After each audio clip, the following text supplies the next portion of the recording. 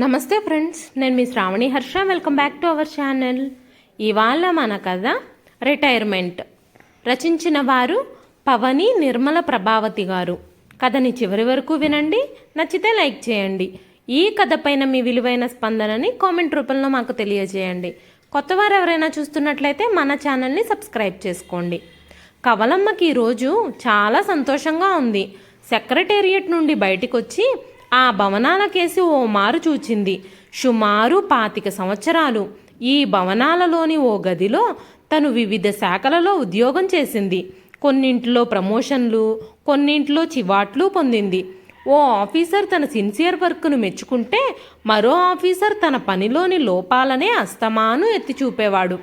ఒకరోజు సంతోషం, ఒకరోజు మనసు కష్టపెట్టుకోవడం, ఇలా 25 ఏళ్ల దీర్ఘకాలం గడిచిపోయింది.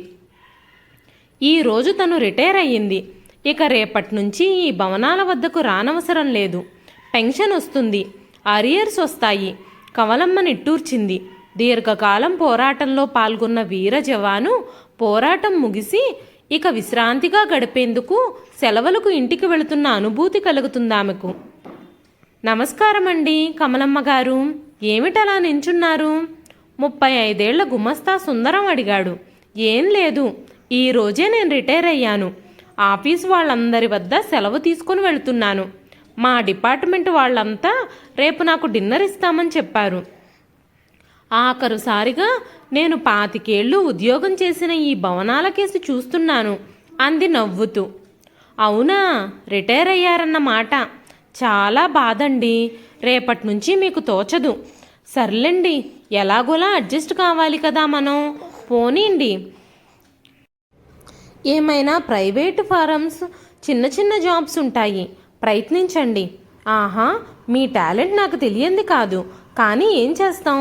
రిటైర్ అయ్యి ఇంట్లో కూర్చొని బాధపడే కంటే ఏదో ఒక చిన్న జాబ్ అయినా చేస్తుంటే ఇటు కాలక్షేపము అవుతుంది, అటు డబ్బు కాస్త వస్తుంటుంది అన్నాడు. కమలమ్మ పకపకా నవ్వింది అతగాడి గాబరా చూసి.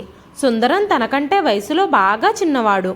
తన రెండో కొడుకు ప్రభాకరం వయసువాడు కావడం వల్ల వాత్సల్యం ఉబికి వచ్చింది ఆమె గుండెల్లో. కంగారేముంది నాయనా సుందరం, రిటైర్ అయినందుకు నేను దిగులు పడ్డం లేదు, సంతోషిస్తున్నాను. ఇక నుంచైనా కాస్తంత విశ్రాంతిగా ఇంటి పట్టున ఉండొచ్చని అంది. నిజంగా అన్నాడు సుందరం.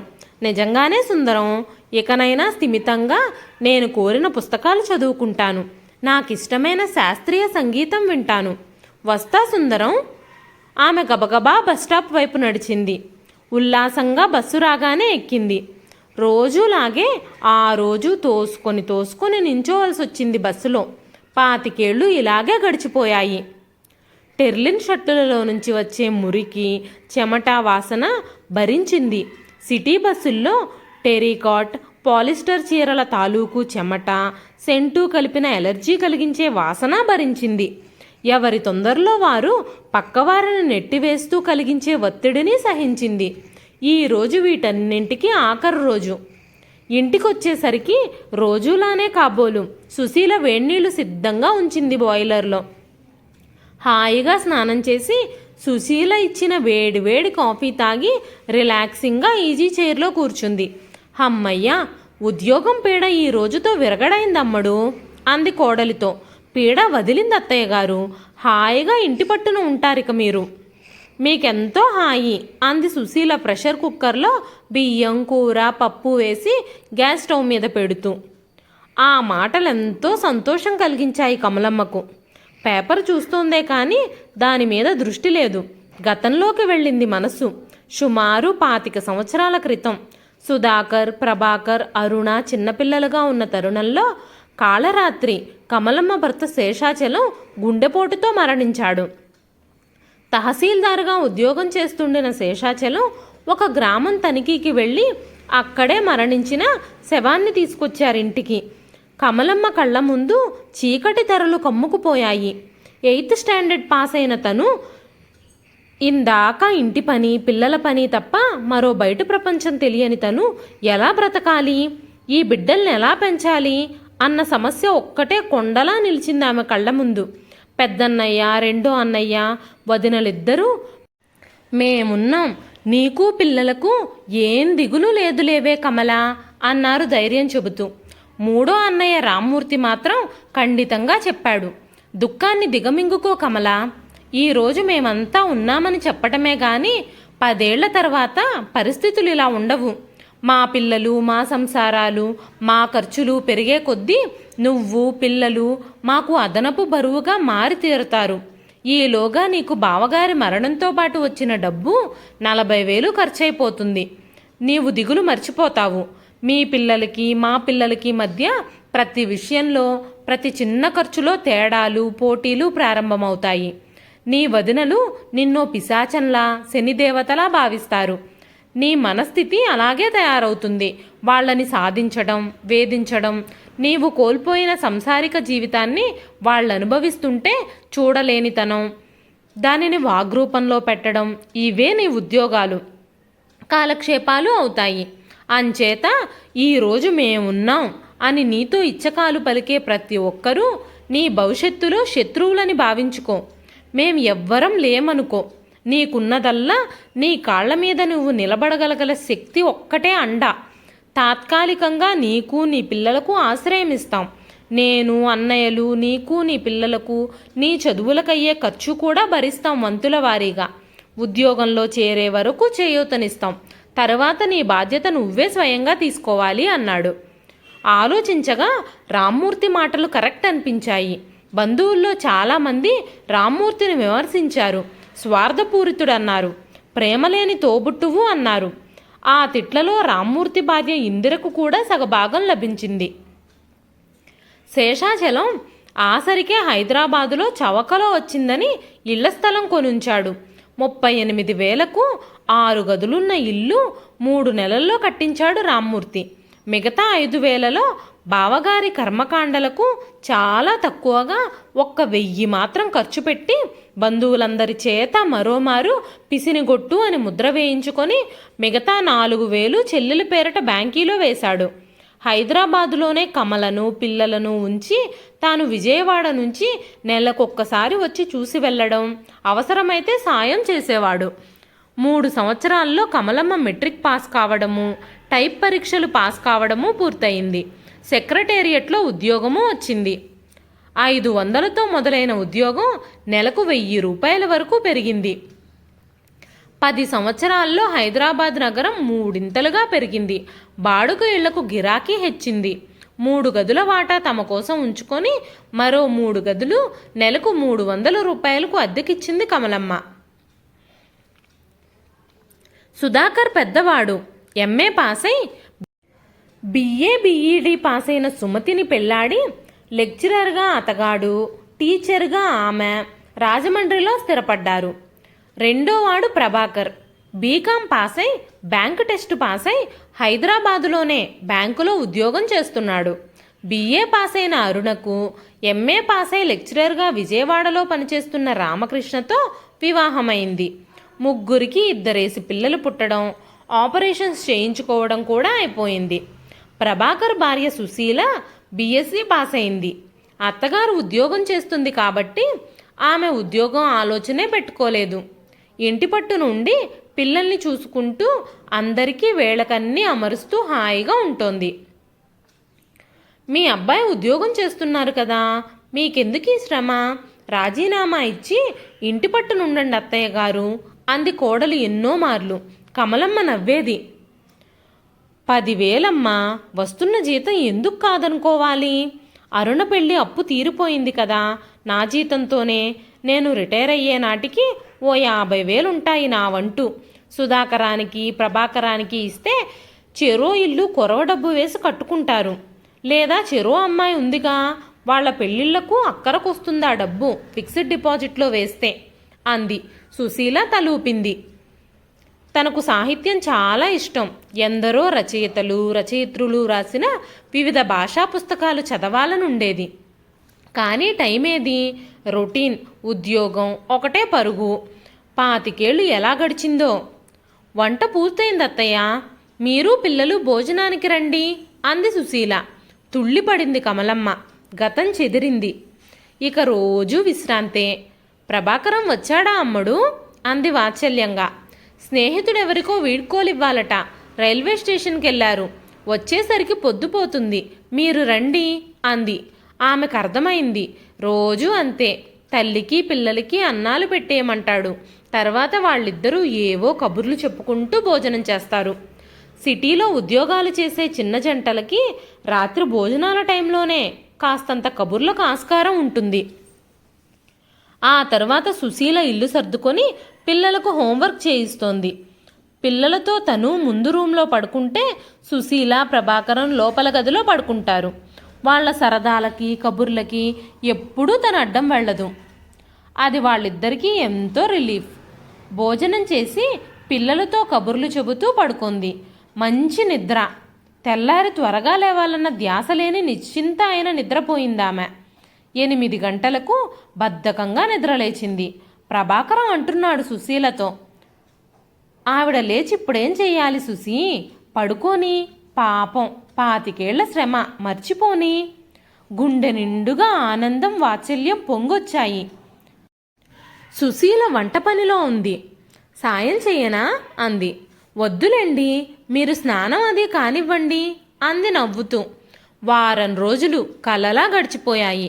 ఇష్టమైన పుస్తకాలన్నీ తీసిపెట్టుకుంది చదువుకోవడానికి. ప్రభాకరం స్నేహితుడి దగ్గర ఉన్నాయని తెలిస్తే చిట్టిబాబు వీణ క్యాసెట్లు, ఈమని శంకర శాస్త్రి గారి వీణ క్యాసెట్టు, ద్వారం వెంకటస్వామి నాయుడు గారి వయోలిన్ క్యాసెట్టు తెప్పించుకుంది. చిట్టిబాబు వీణలో పలకరించిన వాతాపి గణపతిం భజేహం నుంచి కోయిలా పాట వరకు పరవశంతో వింది. శంకర శాస్త్రి గారి నగుమోము గనలేని వింటుంటే కన్నీళ్లు జలజలా రాలాయి. వెంకటస్వామి నాయుడు గారి వయోలిన్లో పలికిన ఏ తామునరా నిలకడ నీకు అంటూ తనే త్యాగరాజ హృదయమై ప్రశ్నించిన అనుభూతి పొందింది. రోజంతా అవే కబుర్లు. ప్రభాకరం వాళ్ళు విని ఊరుకున్నారు. అలాగే ఆ రోజు క్యాసెట్ వింటుంది రూమ్లో కూర్చొని. 3 రూముల ఆ ఇంట్లో గదికి మధ్య పెద్ద దూరం ఏముంది గనక ప్రభాకరం కొడుకు రమేష్ను కేకలు వేస్తోంది సుశీల. ప్రభాకరం సుశీలను కోపడ్డాడు. జవాబుగా సుశీల అంటోంది, కాస్త హెచ్చు స్థాయిలోనే, ఏం చేయను, అస్తమాను ఇంటి చాకిరితో చస్తున్నాను. పోనీ మీ అమ్మ కాస్త సాయం చేస్తుందా అనుకుంటే ఆవిడ గారి విశ్రాంతి పీరియడ్ ఇంకా ముగిసినట్టు లేదు. అస్తమానం కటుం కటుం అంటూ వీణ క్యాసెట్లు, కుయ్యమంటూ వయోలిన్ క్యాసెట్లు, వీధిలో లారీలు బస్సులు మైక్ సౌండ్ శబ్దంతోనే తల పిచ్చెక్కిపోతుంటే ఇంట్లో ఈ టేప్ రికార్డర్ గోలొకటి. రిటైర్ అయితే నాకెంతో సాయం అనుకున్నాను, కానీ ఇలా అవుతుందనుకోలేదు ఆవిడ గారు. ప్రభాకరం ఏమన్నాడో వినిపించకుండా ఆ సంభాషణ తాను విన్నట్టే మరి కాస్త సౌండ్ పెంచి కాసేపు విని తర్వాత టేప్ రికార్డర్ ఆఫ్ చేసింది కమలమ్మ. సుశీల మాటలలో నిజం వెన్ను తట్టినట్టయింది. అవతలి వాళ్ల కష్టం సుఖం తన విశ్రాంతి మరుగున పడిపోకూడదనిపించింది. ప్రభాకరం ఆఫీస్కు వెళ్ళిపోయాడు చిరాగ్గా. ఆ మధ్యాహ్నం కాఫీల వేళలో వంటింట్లోకి వెళ్ళి కాఫీ తయారు చేసింది. సుశీల సంజాయిషీగా ఏదో చెప్పబోతుంటే ఉదయం వాళ్ల సంభాషణ తాను విననట్టే నటిస్తూ, ఏమిటే అమ్మలు, నాకు కాస్తైనా పని లేకపోతే తోచి చావడం లేదు. ఈ పూట వంట నేను చేస్తాను. ఈ 25 ఏళ్లలో వంట వార్పు కూడా మర్చిపోయాను. మనసు పెట్టి ఏనాడు చేశాను గనక అంది నవ్వుతూ. అంటూనే వంట బాధ్యత తీసుకుంది.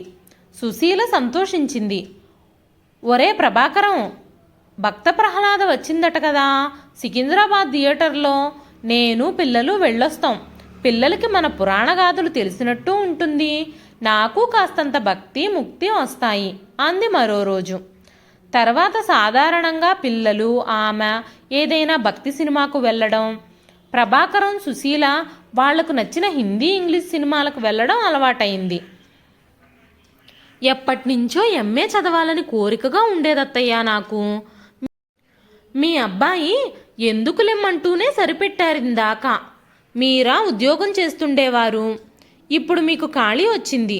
పిల్లలు మీ దగ్గర బాగా అలవాటు పడ్డారు. నేను ఎంఏ పరీక్షకు కడతాను, ట్యుటోరియల్ కాలేజీకి వెళ్ళొస్తాను. డబ్బు ఖర్చైనా పాస్ గ్యారంటీ ఉంటుంది.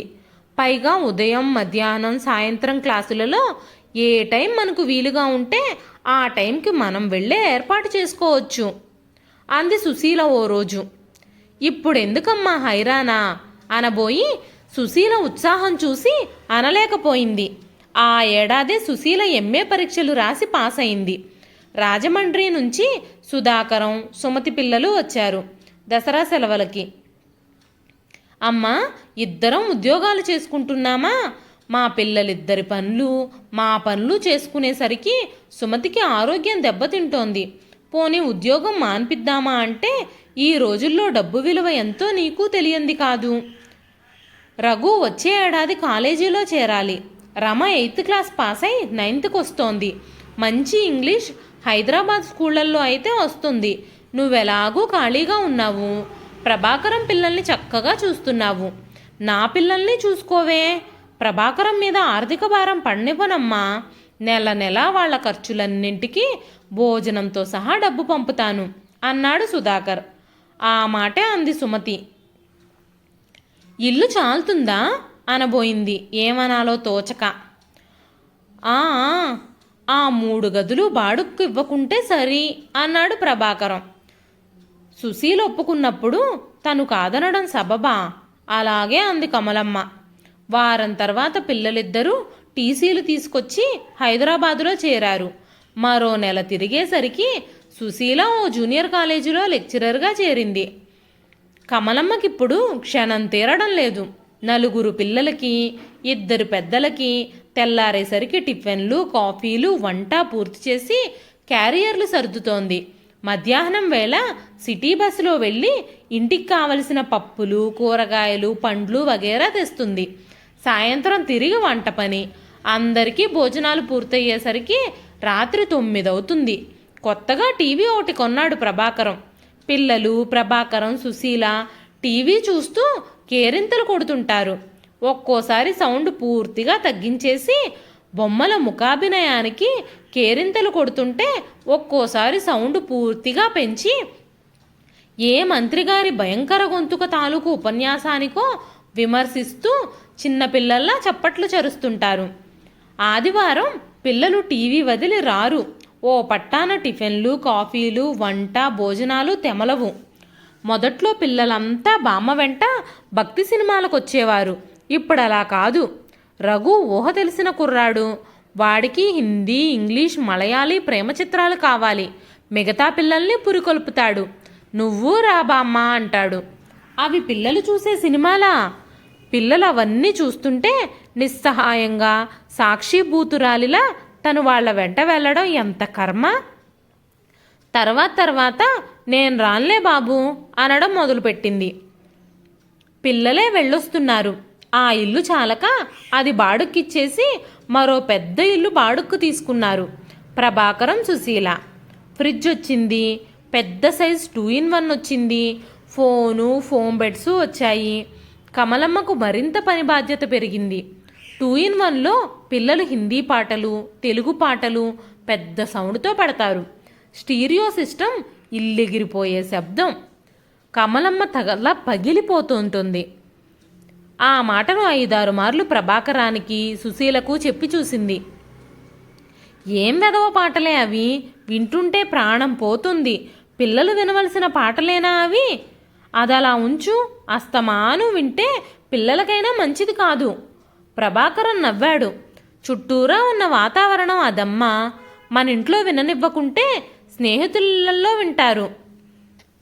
మైకుల్లో, సినిమాల్లో వినిపించే పాటలే అవి. ఇంకా శబ్దం అంటావా? ఆ శబ్దానికి పిల్లలు, మేము అలవాటు పడిపోయాం. అమ్మా, ఇదో కొత్త యుగం. మనకేముందని కాదు ప్రశ్న, పక్కవాడికి ఏముంది, ఏం కొన్నాడు అన్నదే సమస్య. పిల్లల్ని కట్టడి పెట్టి లాభం లేదు అన్నారు.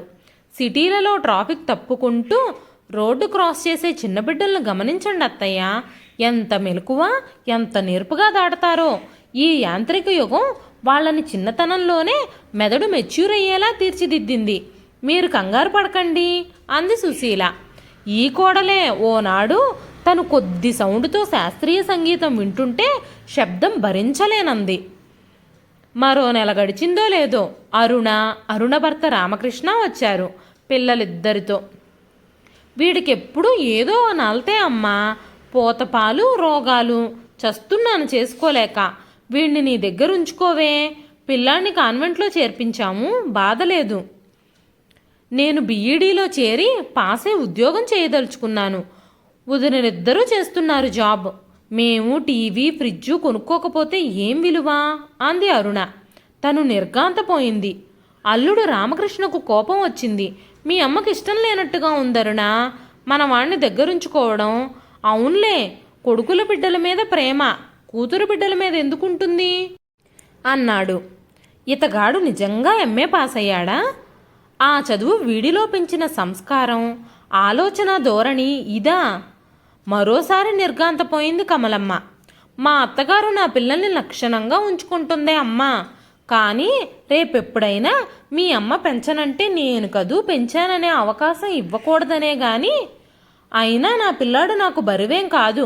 కేర్ సెంటర్లో వదిలి నేను బీఈడీ పాస్ అవుతాను, అంతేగాని నా చదువు ఉద్యోగం మానుకోను అంది అరుణ కోపంగా. కమలమ్మ నవ్వింది. పిల్లాడిని ఉంచి వెళ్ళు. 2 ఏళ్లలోపు నీ పిల్లాడికి వేళకు పోతపాలు, ఆహారం, మందులు, ఆ బాధ్యతంతా ఇక నాదే అంది. అరుణ రామకృష్ణ ప్రసన్నంగా వెళ్ళిపోయారు. ఆ రోజంతా, ఆ వారమంతా పిల్లాడు తల్లి కోసం బెంగపడ్డాడు. జ్వరం వచ్చింది. అయినా అరుణ రామకృష్ణ రాలేదు. వాడే సర్దుకుంటాడు అన్నారు ఫోన్లో. ఇంటి పని, పిల్లలందరి పనితో పాటు పసివాడి పెంపకం. అది 40 ఏళ్ల తర్వాత. సర్కస్ చేసినట్టుంది ప్రాణానికి. తల్లిని మరిచే ప్రయత్నంలో అమ్మమ్మను ఆసరాగా చేసుకోవడానికి అస్తమాను ఖర్చుకుని పడుకుంటాడు. జబ్బు చేస్తే పక్కలో ఒంటేలు పోస్తాడు. కమలమ్మకు నిద్ర పట్టదు. రాత్రంతా జాగారం, పగలంతా పని. ఆ రాత్రి అస్సలు నిద్ర పట్టలేదు ఆమెకు. ఏమిటి జీవితం? రిటైర్ అయ్యాక తాను సాహిత్యం చదవచ్చు అనుకుంది, సంగీతం వినొచ్చు అనుకుంది, భక్తి మార్గం చూసుకోవచ్చు అనుకుంది. 3 పిల్లలు, బాధ్యతలు పూర్తయ్యాయి కాబట్టి ఆ బిడ్డలు తనని అపురూపంగా చూసుకుంటుంటే వాళ్ళకి చేతనైన సాయం చేస్తూ నిర్బాంధ్యంగా శేష జీవితం గడపొచ్చని కలలు కంది. కానీ జరిగింది, జరుగుతుంది ఏమిటి? కొత్త బాధ్యతలు చుట్టుముట్టాయి. జనరేషన్ గ్యాప్లోని మార్పులకు తనెంత సర్దుకుపోయినా తట్టుకోలేకపోతుంది. సాహిత్యం లేదు, సంగీతం లేదు, భక్తి లేదు, ముక్తి లేదు. కుడితిలో పడ్డ ఎలుకలా గిలగిలా తన్నుకుంటోంది. ఎవరికి వారికి తమ పిల్లలిద్దరే బరువై ఆ బరువును తన నెత్తిమీద తోసేశారు. ఆ పిల్లల ధోరణి, సినిమాలు, చర్చలు, కబుర్లు తను సహించలేనివి, తను కంట్రోల్ చేయలేనివి. అంత శక్తి లేదు తన శారీరకంగా, మానసికంగా. 25 ఏళ్లు జీవిత పోరాటంలో అలసి అరిగిపోయిన తన శరీరం, మెదడు ఏ చిన్న బరువును మోయలేని స్థితిలో ఉంది. ఇది గ్రహించే వాళ్ళెవరు? తన పిల్లలకే అర్థం కానప్పుడు తన కోడళ్ళకి, అల్లుడికి ఏమర్థం అవుతుంది? అనుకోవడం భ్రమ కాదు. మగాళ్ళు రిటైర్ అయితే మరో రకంగా బాధపడతారని విన్నది తాను. ఎంతకీ తమని కొడుకులు, కోడళ్ళు ఆర్థికపరంగా గౌరవించడం లేదని బాధపడతారు వాళ్ళు. కానీ స్త్రీ సమస్య అది కాదే. ఆమెకు జీవితంలో బాధ్యతల నుంచి రిటైర్మెంట్ లేదా? రాదా? చివరి శ్వాస వరకు ఇలా లాగవలసిందేనా? కర్మం చాలక మంచంలో పడితే ఇక ఆమె బ్రతుకు మరింత దుర్భరం అవుతుంది. ఈ కొడుకులు, కోడళ్ళు, కూతుళ్ళు, అల్లుళ్ళు ఆమె గతకాలపు సేవ అంతా విస్మరించి ప్రస్తుతపు బరువునే గుర్తుంచుకుంటారు. ఎలా ఈ సిని విరగడవుతుందా అని బాధపడతారు. ఏది దారి? తెల్లవారుజాముకు ఆమె ఒక నిర్ణయానికి వచ్చింది. ప్రభాకరం, నేను అర్జెంటుగా విజయవాడ వెళ్తున్నాన్రా అంది. ఎందుకమ్మా? అరుణను చూడాలి. నెల క్రితమేగా వచ్చి వెళ్ళింది. నువ్విలా హఠాత్తుగా ప్రయాణం పెట్టుకుంటే మా గతేం కావాలి? ఈ పని, ఈ పిల్లలు, మా ఉద్యోగాలు ఏవీ ఆలోచించలేదా? ఇంత బాధ్యతారాహిత్యం అయితే ఎలా అన్నాడు. నవ్వొచ్చింది కమలమ్మకు. బాధ్యతారాహిత్యం ఎంత మాట! ఇక బాధ్యతకు అర్థం ఏమిటో వీళ్ల దృష్టిలో. కాదురా, వెళ్ళాలి మొండిగా అని జవాబుకు ఎదురు చూడకుండా సూట్ కేసును, అరుణ కొడుకుని వెంటబెట్టుకొని రిక్షా ఎక్కింది. బస్సులో కూర్చుంది. అర్ధాంతరంగా నా పిల్లాడిని నా నెత్తి మీద తోస్తే ఎలాగే అమ్మా? నాకు జాబ్ వచ్చి 3 నెలలేగా అయ్యింది. ఆ జాబ్ రావడానికి లంచంగా 4,000 కట్టాను. కనీసం ఆ 4,000 సంపాదించుకోనివ్వే అంది అరుణ నిష్ఠూరంగా. మనం ఆవిడ గారి కొడుకుల కంటే ఆర్థికంగా ఎక్కువ స్థాయిలోకి వెళ్ళిపోతామేమోనని ఆవిడ గారి భయం కాబోలరుణా అన్నాడు అల్లుడు. రామకృష్ణ మరింత కోపంగా. అవునాయనా అంది కమలమ్మ నవ్వి. పిల్లాడిని అప్పగించి సూట్ కేసు తీసుకొని బస్టాండ్కి వెళ్ళి బస్సు ఎక్కింది. ఆ బస్సులో అగమ్యంగా వెళ్ళిపోయింది. ఉత్తర హిందుస్థాన్లో ఓ వృద్ధుల ఆశ్రమంలో అదే ఓల్డేజ్ హోంలో స్థిరపడింది. ఈ ఏర్పాటుకు కావలసిన డబ్బు తనకు వచ్చిన ఆరియర్స్లో నుంచి ఓ 10,000 డ్రాఫ్ట్ ద్వారా ముందే పంపింది ఆవిడ తన పేరుతో ఈ హోంకు. అలాగే ఫోటో వివరాలు పంపింది. ఇదంతా ఓ 10 రోజుల క్రితం ఓ ప్లాన్ ప్రకారం చేసుకుంది ఆవిడ. ఆవిడ బయటకు వెళ్ళినా ఇంట్లో ఉన్న తమ పనులు జరిగిపోతున్న వరకు ఎవ్వరూ పట్టించుకోరని ఆమెకు తెలుసు. నెల తర్వాత అమ్మ ఎక్కడికి వెళ్ళిందో తెలియలేదురా అన్నయ్య. ఏమిటో మూడ్స్ మనిషి. అలవాటు తప్పిపోయిన ఇంటి పని, జాబు, ఈ పిల్లమోక గోల, అవసరాలతో సుశీల సతమతమైపోతోంది. నమ్మకమైన పని మనిషి కోసం గాలిస్తున్నాను. నీ 2 పిల్లల్ని రాజమండ్రిలోనే కాలేజీలో చేర్చుకో. నా 2 పిల్లల్ని నేను హాస్టల్లో పెట్టేద్దాం అనుకుంటున్నాను అని రాశాడు ప్రభాకరం సుధాకర్కి. ఏమిటో ఆవిడ కర్మ. లక్షణంగా 2 కొడుకులు, 2 కోడళ్ళు, కూతురు, అల్లుడు ఉన్నాం. మా అందరి పిల్లలు ఉన్నారు. అందరి మధ్య నిశ్చింతగా ఉండక ఎటు పారిపోయిందో ఏమో కర్మ. దేనికైనా రాత ఉండాలి. రాత అనుభవించే యోగం ఉండాలి మనిషికి అన్నాడు సుధాకరం చుట్టుపక్కల వారితో. మరో 6 నెలల తర్వాత కమలమ్మ ఉత్తర హిందుస్థాన్లోని ఓల్డేజ్ హోంలో ఉన్నట్టు తెలిసింది వాళ్ళకి. ముగ్గురు వెళ్లారు. ఇదేం కర్మమ్మా నీకు, దిక్కులేని దానిలా అని అరిచారు ప్రభాకర్, సుధాకర్, అరుణలు. తల్లి ఆరోగ్యంగానే ఉంది, ఆనందంగానే ఉంది. తల్లికి తిండి పెట్టకుండా తరిమేశారన్న నింద, డబ్బు మాత్రం లాగేసుకున్నారన్న చెడ్డ పేరు మాకు తేవడానికా ఈ పని చేశావు అన్నారు సుధాకర్, ప్రభాకర్లు. నా దగ్గరకు వచ్చి ఉండవే అమ్మా అంది అరుణ. కమలమ్మ నవ్వింది. మీరెలా అనుకున్నా, లోకం ఎలా అనుకున్నా నేను బాధపడ్ను. తల్లిగా నా శక్తి వంచన లేకుండా మీ ముగ్గురి జీవితాలు ఓ దారిలో పడేందుకు కృషి చేశాను. ఇప్పుడు మీ సంసారాలు మీవైపోయాయి. ఈ కాలానికి తగ్గట్టు మీ ఆర్థిక అవసరాలు, మీ ఆలోచనలు ఉంటాయి. అది నేను అర్థం చేసుకోగలను. ఇక నేను మీకు చేయవలసింది ఏమీ లేదు. నేను మీ పిల్లల బాధ్యతల బరువుల్ని మోయలేను. నాకు వృద్ధాప్యం, విశ్రాంతి కావాలి. మీ ఎవ్వరి దగ్గరున్నా నాకు బాధ్యతే, బరువే. వృధాగా తింటూ కూర్చుంటే మీకు నేను బరువైపోతాను. ఈ యాంత్రిక యుగంలో నాదో అదనపు బరువు కాకూడదు మీకు. ఇక్కడ నిశ్చింతగా దైవధ్యానం చేసుకుంటున్నాను. నాకు ఓపిక ఉన్నప్పుడు చిన్న పని ఏదైనా చేస్తాను. అదేం నిర్బంధం కాదు. నా తదనంతరం మరో 10,000 నాలాంటి వృద్ధుల సౌకర్యార్థం ఈ హోంకు చెందేలా ఏర్పాటు చేశాను. వెళ్ళిరండి. నేను చనిపోయినప్పుడు వీళ్ళు తెలియజేస్తారు. నా కర్మకు ఖర్చు పెట్టకండి. ఆ కర్మలో నాకు నమ్మకం లేదు. నా ఆత్మకు శాంతి కలగదు. నిజమైన రిటైర్మెంటు, విశ్రాంతి నేనిప్పుడు పొందుతున్నాను అంది దృఢంగా. ఇదండి ఈరోజు కథ. ఈ కథ నచ్చితే ఒక లైక్ చేయండి. ఈ కథ పైన మీ విలువైన స్పందనని కామెంట్ రూపంలో మాకు తెలియజేయండి. మరెన్నో ఇలాంటి ఇంట్రెస్టింగ్ కథల కోసం మన ఛానల్ని సబ్స్క్రైబ్ చేసుకోండి. మరొక మంచి కథతో మళ్ళీ కలుస్తానండి. అంతవరకు సెలవు.